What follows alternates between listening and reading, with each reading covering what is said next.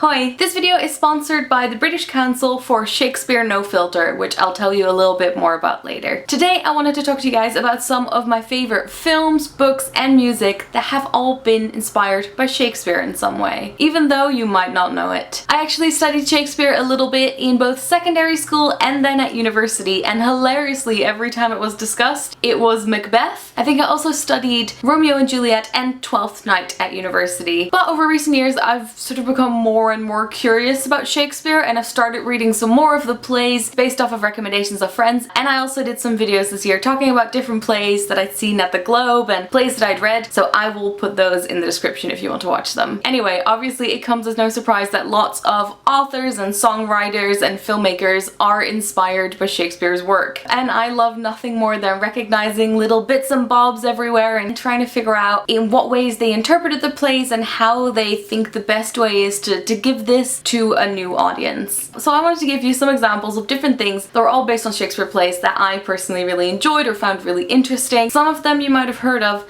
some of them you might not have. I just wanted to mention this one in passing because when I found this out I thought it was hilarious. The Lion King is based on Hamlet. It's got a revenge plot, it's got a ghost, and if you look at the storylines you'd be surprised how many similarities there are. I'm gonna leave that one there, but for all these examples there are loads of amazing resources that you can look at and like see character by character comparisons. So music wise, I really like Mumford & Sons, and I had actually picked up some references to other books, but it wasn't until I saw and read Much Ado About Nothing that I realized that Sigh No More, which I think is also the title of the album, is actually a reference from Much Ado About Nothing. And the other two quotes that are hidden in Mumford & Sons songs are I Gave You All, which is from King Lear, and Stars Hide Your Fires, which is from Macbeth, and I totally should have picked up on, but I didn't. So the first book I want to talk about is one that you're probably familiar with, and it is the young adult book We Were Liars by E. Lockhart, which I've read and loved. And E. Lockhart has actually talked a lot about how she got inspiration from King Lear. The basic setup of the story is based around sibling rivalry and greed, and there's actually in italics in a couple of the chapters some stories that kind of sound like fairy tales but are inspired by King Lear. Once upon a time there was a king who had 3 beautiful daughters.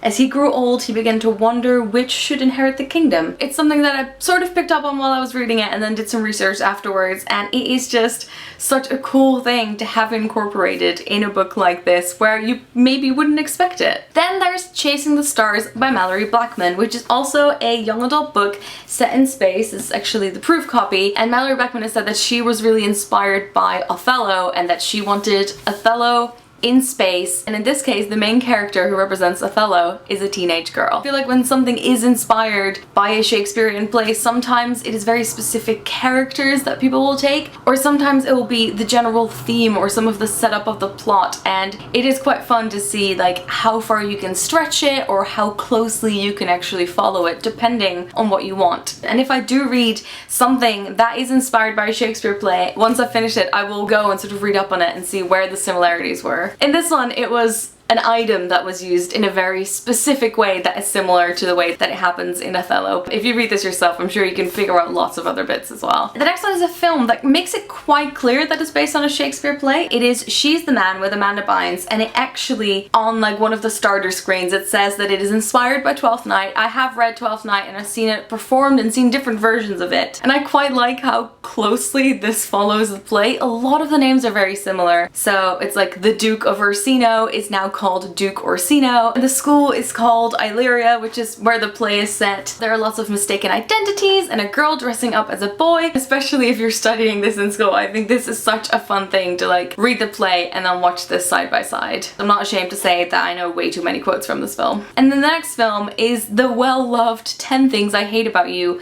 with Heath Ledger, which is based on The Taming of the Shrew. And side by side with that I have Vinegar Girl, which is also based on Taming of the Shrew. And in a video I recently said I actually haven't read The Taming of the Shrew yet. Now, having read 2 different interpretations, I am really intrigued to read the play and see if the picture that these two painted for me is similar. I think The Taming of the Shrew is a very interesting one to adapt for a modern audience, seeing as the views on feminism have changed quite a bit. So if you guys know of any other adaptations of The Taming of the Shrew, let me know and I'd love to find out some more. And then finally there is a book that I'm reading at the moment. I mentioned it in a recent haul, and it is Hag-Seed by Margaret Atwood. It started off with a script and then it goes into the story of this art director who is putting on a modern adaptation of The Tempest and gets dethroned by someone and then has to go live in secrecy and sort of plan out his revenge. I like that there is a play within the book and also that is actually divided up into 5 acts. So there you go. Those are a lot of different interpretations of Shakespeare's works in music, in books, in film. And another example of this is that at the moment the British Council is running a project called #ShakespeareNoFilter. It has actually just kicked off and it is a group of young performers who will be doing a modern interpretation of 3 different Shakespeare plays over the next 3 months. It will start with the Midsummer Night's Dream this month, and then there will be Hamlet in September and Romeo and Juliet the month after that. I might have mentioned it in previous videos, but this year is the 400th anniversary of Shakespeare's death, and so this whole year they're celebrating Shakespeare Lives to show that Shakespeare is, you know, still relevant to people now. If you want to check out the Instagram page where this Shakespeare project is happening, I'll leave a link to that in the description, with also another link if you want to find out some more about this whole project. Now I'm quite curious, if you guys had to do your own adaptation of a Shakespeare play, what medium would you choose? Would you do it on social media? Would you do it as a play? Would you do a short film? And what would your setting or what would your interpretation be? Alright, that was it for today's video. If you guys know about any other things that were inspired by any Shakespeare plays, do let me know in a comment. Don't forget to check out the Shakespeare No Filter project, and I will talk to you guys later. Doei!